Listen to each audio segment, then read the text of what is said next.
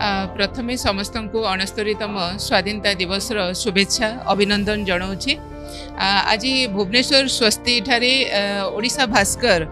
माँ तुझे सलाम ये जो कार्यक्रम टी आयोजन करिसेंती बहुत उच्चकोटीर बहुत सुंदर कार्यक्रम आउ एत द्वारा एठी जो माने भी सम्मिलित होती समस्त भितर गोटे भारतीय भावटे उद्रेक होती एमती तो आम समस्ते भारतीय तेबे भी भारतीय भितर भारतीयतार भावटे उद्रेक होगाटा यहाँ गोटे बहुत बड़ कथा आउ जोटा कि वर्तमान किसी कांशरे भारतीयता भाव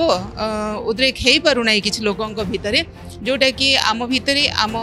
जाति पाई आम नेशन पाई जो माने सब बलिदान देकी जाइछंती तांको निश्चित भाव रे आमे स्मरण करबा आज दिन में ओडिशा भास्कर को मु आंतरिक बधाई जनाऊँगी से एते सुंदर कार्यक्रम टी करिसेंती एवं गोटे प्लेटफॉर्म रे समस्त को एकत्रित करि पारिसेंती। बहुत धन्यवाद। निश्चित भाव रे आपण देखंतु आमर वायुसेना जलसेना आउ स्थल भाग रे जो प्रोटेक्शन टी आमको आर्मी देई आसुचंती सेइथिपई आज आमे देश भितर शांतिर निद्रा जाउछु एवं सुखरे जीवन यापन करि पारुछु। काली मु जणे कर्नेल को सहित मो कथा हेउथिली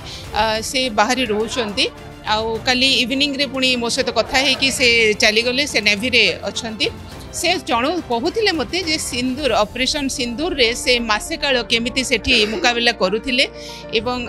एमिति तो आमे टीवी पर्दा रे ए सब कथा को शुणुचु देखोचु किंतु सीधा सड़क भाव में जनकर जड़े सैनिकों मुहर शुणिला बेले